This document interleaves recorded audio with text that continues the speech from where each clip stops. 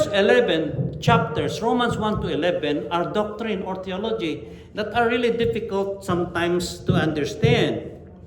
But Paul had invested 11 long chapters, on the subject because they are really important.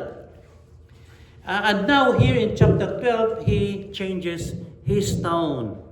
He's starting to start about practical things, about, your behavior, your conduct, how you relate with people, how you serve. So really things that are specific. So he is what? He talked about theory, about theology in the first 11 chapter. But now he is talking about practice, conduct, physical actions. So it's almost like, he's talking about orthodoxy, as they would say, right thinking, right theology, in the first 11 chapters. And now in the next chapters, 5 chapters, he will talk about orthopraxis, meaning how you behave. Why is that? Because see, you cannot behave properly, you cannot behave correctly before the eyes of God without knowing the principles first. What is it that He expects from us? So in the first 11 chapters, he talked about God, and who He is, that He created mankind and how mankind, beginning from Adam and Eve, violated, ignored, and despised this God who created them.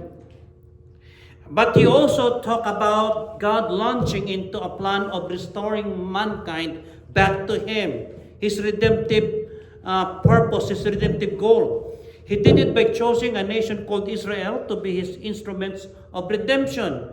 From this nation of Israel, from this Jewish people, finally came the person through whom He accomplished His plan to restore mankind, to restore creation. And that person is Jesus Christ. Let us not forget Jewish.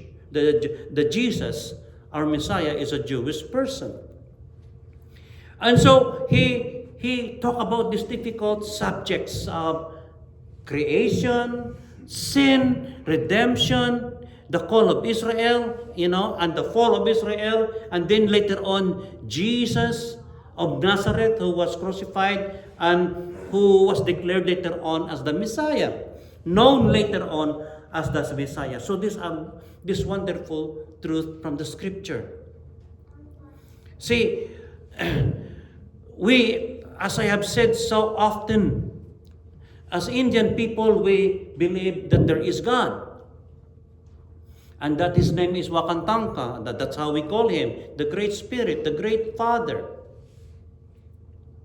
But, we cannot continue on worshiping and serving Him knowing only that. We've got to know who He is. Now, for example, if not for those 11 chapters, Romans chapter 1 to 11, we would have not known that Wakantanka created everyone, not just the Indian people. He created also the other nations. We would have not known, for example, that we have violated God. We disobeyed Him. That we are in a state of war, with this God that we call Wakantanka. We would have not known that this God, is a God who loves us, who doesn't, who would like to give us a chance to be restored back to Him. Were it not for the Bible, we would have not known that this God is a loving God. We would have not known that this God has a son that He sent to become man just like us. We would have not known that this God is also manifested as the Holy Spirit. Okay? He expresses Himself as the Holy Spirit. We would have not known that there are 3 persons in one Godhead. Now that we know who this God is, how are we going to behave, respond to Him? And that is what we are going to study this morning. So, for example, starting in verse 1, can you please go to your Bible there? Because we will be referring to that as often as we can.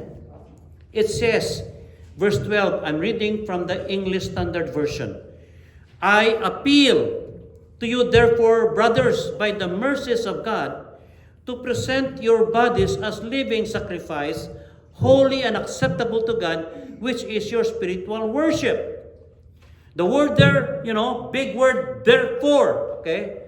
Paul is saying, after hearing all of this truth about God, from chapter 1 to chapter 11, I am now therefore appealing to you. This is how you should respond to this God. He specifically said, by the mercies of God. Okay? Now, we have known that God is what? A merciful God, isn't it? But here in this appeal, Paul was saying, because of the mercies of God, plural, not singular. He's not talking about God being a merciful God. He is talking about God's acts, of mercies, act of mercies, all throughout Scripture, especially chapter 1 to chapter 11. That, creation is an act of mercy. Well, now, what is mercy? Versus grace. Well, they are what? Two side of the same coin. The character of God. God is gracious and merciful. Grace is what? Giving us what we don't deserve. We don't deserve good health because we are so good at destroying our bodies by unhealthy habits, binging on food that we should not eat, okay? And yet we are still alive. I mean, what is that? That's the mercy, that's the grace of God giving you good health. I don't deserve to wake up this morning, but I did. That's grace. Okay? I don't deserve to have the beautiful family that I have. I don't deserve a beautiful granddaughter who just arrived last week. But I got it. Amen. That is still grace. If you look around, there are so many, grace that God has extended to you. Things that you don't deserve, but He gave it to you anyway. So, grace is what God giving us things that we don't deserve. We don't deserve to go to heaven. What do we deserve? Hell. Now, that is what mercy is. Mercy is withholding. God withholding something that we deserve. What do we deserve? We deserve hell. We deserve death. We deserve punishment. But because of His mercy, He took pity on us. No, I won't do it. I will give Lito another chance. What does it mean? That the first time that you sin, the first time that you lie, if God sent a bolt of lightning to hit you, it would have been totally righteous on the part of God. But He did not. Can you imagine if God is going to be quick in punishing us for every sin, every disobedience that we make? Where would we be? I would not have made it to age 66. What did the Bible say in Romans chapter 3? All have sinned, and that includes Lito, that includes you. And then the wages of sin is death. The punishment of sin is death. The time that you sinned, that you committed something against God, God would have been totally righteous on His part, justifiable on His part to what? To kill us, to send something as a punishment, but He did not. What is that? That's mercy. So like Paul is saying, hey, God has been very merciful to you guys. You Roman, the church in Romans, to whom he was writing this letter. God would have been righteous and justifiable on His part if He wiped you out. But He did not because of His mercy. And because of that, He said, I appeal to you, give your bodies, present your bodies as a living sacrifice. So, what will our lives look like? Okay. What will our lives look like in the light of God's saving and gracious mercy? Because of all the mercies that we have received. You see, the other people is, Lito, if I had died, others would have died as well. Yes, that's right. We point our fingers. I have more right that next person to live because I am better than myself. Okay, Romans 3:23 canceled all that when Paul said, all have sinned. And it doesn't matter if you sin less and he sinned more, both of you will have to die. And sometimes we point our fingers, why is that person still alive, after all that he has done? Without thinking that three of those fingers are pointing back to us because we are as guilty, if not more guilty, than that next person we are judging. So, what will our lives look like in the light of God's saving grace and gracious mercy? And we're going to take the first part this morning, the presentation of our life. I appeal to you, therefore, brethren, by the mercies of God, to present your bodies as a living sacrifice. The word there, the expression to present your bodies is a temple expression. It harks back to the time when the Jewish people are still going to the temple to present a sacrifice. What do? They go to the temple with their whatever they would like to sacrifice to offer God, a lamb, a bull, a pigeon, or a portion of their crops. To present it. Now, for example, so it's almost like, we know that it is substitutionary, for example, that God, we are guilty before God. We should be the one whose neck needs to be broken. But say, God, no, don't, not me. Here's the pigeon or a bird, break his neck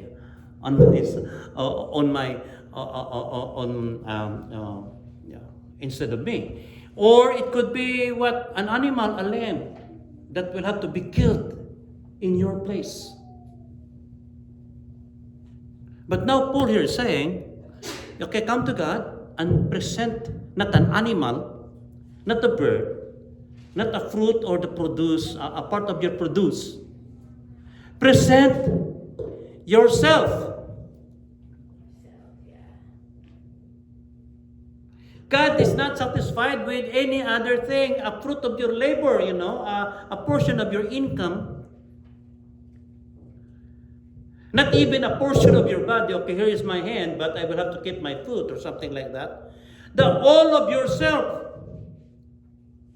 God had been merciful to you, Paul is saying, and the only corresponding acceptable response to His mercy, to Him being merciful to you, is to you give yourself back to Him. Now, of course,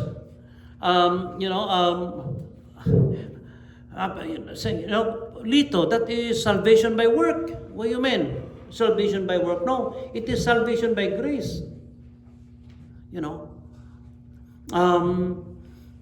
Because if not for Christ, even if you will have to sacrifice your life so many times, it would still have not been enough to erase your sin, to erase the penalty of sin.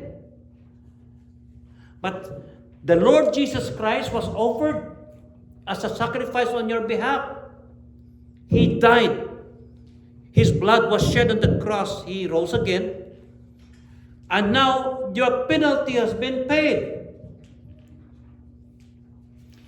So, for us to gain access to what Jesus did, for us to be saved, we have to give ourselves to God as an offering. See,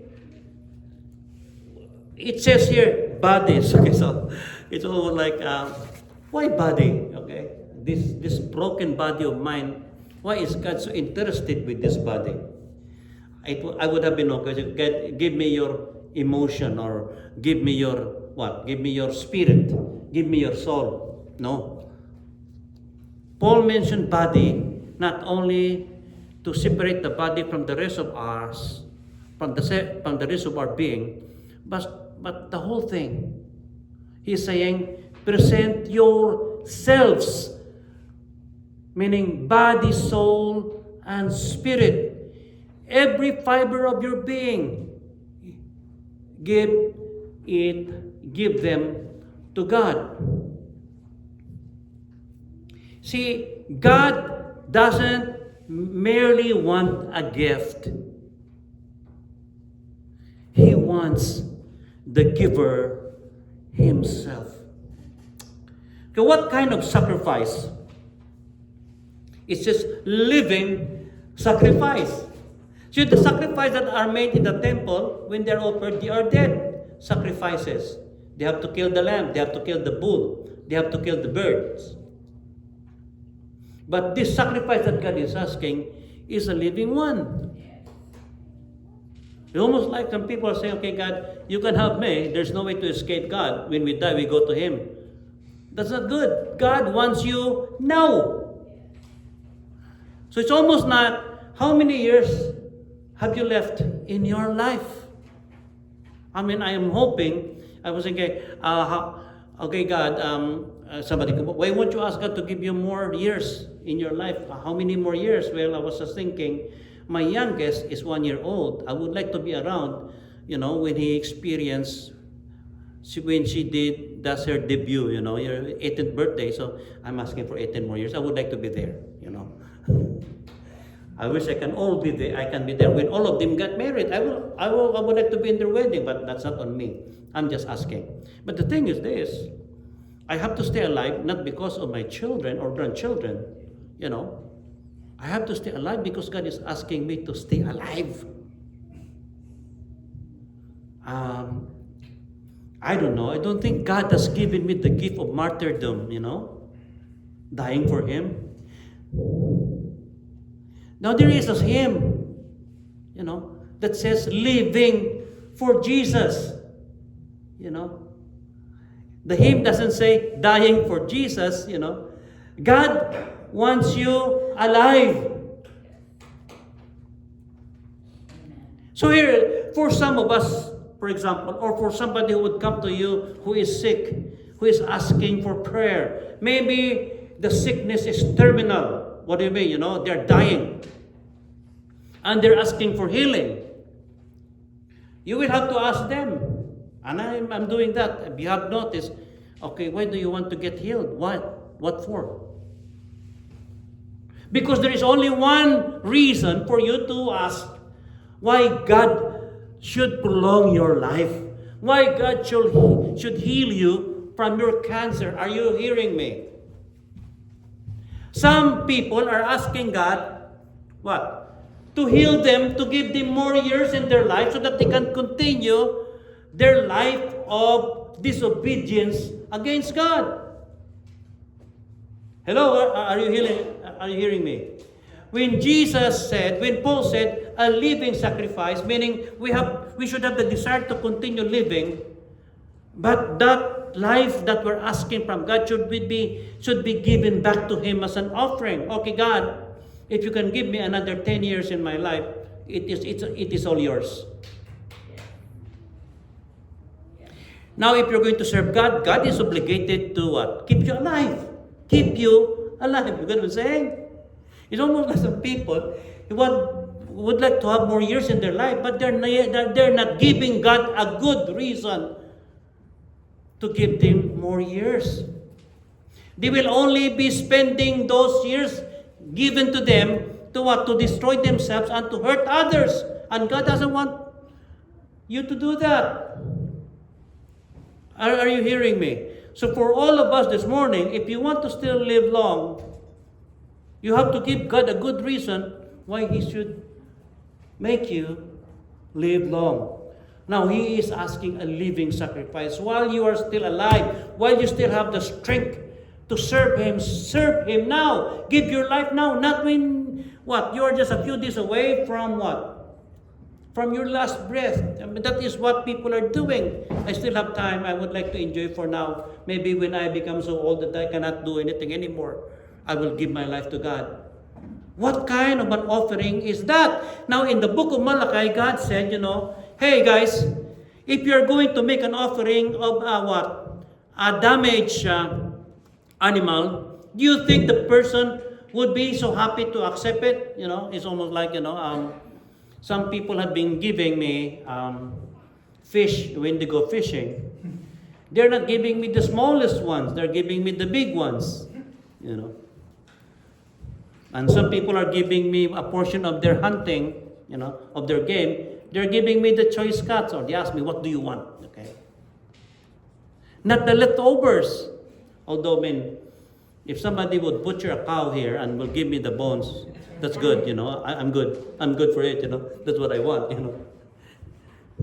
If you give me the tongue or the liver, even better. Give the steak to Ron. No, okay. But the principle is when you give a gift to a person who is important to you, give the best. Not the leftovers. Well, Lito, I'm old now. Well, you have no choice. You are already old. But, you know, start now. Whatever is left of your life, give it to God. Amen. That is the principle. The thing is, it is not only a living sacrifice, it also should be what? Holy.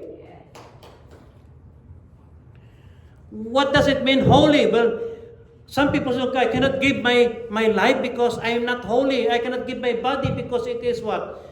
Full of sin and all that. No. The word there, holy, is not mean, you know, holy in the ethical sense. It means set apart, assigned for a specific purpose. So you give your what? Yourselves as what? A set apart life for God. The best that I can explain it is this way, okay? Are you still using what? Dishes when you eat or paper plates? Okay. When you have those dishes, you use the dishes, you put it on the sink. You set it apart. Why? Because it's dirty. So you put it in the sink, and it could be in that sink for how long? It could be in that sink for days. Okay? It is set apart, but it is dirty. Now, you have been so fed up with the smell, you wash it. Okay. Now that it is washed, you set it apart and you put it in there in the drying place. So what do you call that? The strainer. There. Now it is now ready for your use. It is set apart for your use. Okay, good. But if you are in the Philippines, now listen to this. I will have to explain to you because it is part of our practice. Right there in the living room, there is a very special cabinet there, you know, with glass coverings. And we put some dishes there. Plates, bowls, even our porcelains and china, you know. It is set apart. And we don't use it. I mean, we use it only for display and for a very important person who might come to visit. So for example, what? The governor of the province or the mayor of the city will come to say, Lito, I would like to come over. That is when we pull out those, you know, precious utensils and use it for that occasion. You are that. You are that set apart person. You holy, meaning now from now on you are for God's use only. I don't know if you are doing it here in this country in practice, but in the Philippines, government vehicles have this sign on their side for official use only. Meaning I cannot use it. If I have one, I cannot use it, you know, to take my wife to a date or to a vacation. It is only when I am doing my job. And you are that. There is the big sign on your side saying, for God's use only. Are you obeying that regulation, that policy? That your life is only for God's use. Now, the last one is that it is your spiritual act of worship. Now, the word there spiritual is, I don't know, it's a very weak, I don't know. ESV, Scott, is good. But I think they missed this one because in Greek, it is logikos. The word logikos or logical should not be translated spiritual. It means the appropriate way. This is the only appropriate appropriate way to worship God, to serve Him, by giving all of ourselves to Him. It is not acceptable to God na I'm only going to give my voice so I can sing. No, no.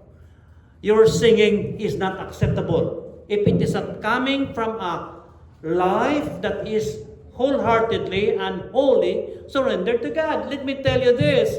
It might be what? Beneficial to others, but to God it doesn't count.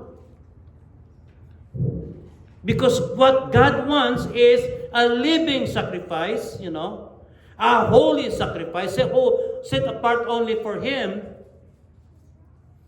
And that is the logical way to worship God. The logical way to worship God, are you saying that music doesn't actually make our worship acceptable? It is not. It does not. Unless that music is being brought about by a life that is dedicated to God. And you see that this is the thing. If your life is dedicated to God, if you have presented your whole life to God, whatever you do is worship. Whether it is mopping the floor, cleaning the carpets, whatever it is, fixing the car, it's worship. Why? Because it is being done by a life or by a person who is fully devoted to God. Even if you're just making coffee there at the back, Curtis, if you're dedicated to God, that is worship. Worship is not only when we gather here and sing. We could have a full band here, but it will be nothing if it is not being done by people who are committed to God. So this morning, for example, in our Sunday school, we talk about surrender. This is it. When we come to God, see, here it is. When you come to God, you don't come to God to negotiate. You are not going to sit with God on a negotiating table. Are you hearing me? When you come to God not to negotiate a compromise. Okay, God, can we talk about this? What about, I'm giving you, God, 6 days, but I will have to keep 1 day for myself. God, the Bible speaks about 10% tithe. I'm going to give you 90%. Somebody said, there was this person who said, I'm giving to God 90% of my income. And so he was asked, how much was your income? 1 billion. So he must have given 900 million, but he still kept, 100 million for himself. It doesn't work that way, You can, the widow's mite, the widow who gave only the last coin that he has. Jesus said she gave more. Because it is coming from her heart. That's all she can give, and she gave it. It's not the amount. That's why I have not talked about tithing yet, it will come. But for now, let me tell you, the amount doesn't matter. It's the heart that matters. Are you fully committed to God? Amen?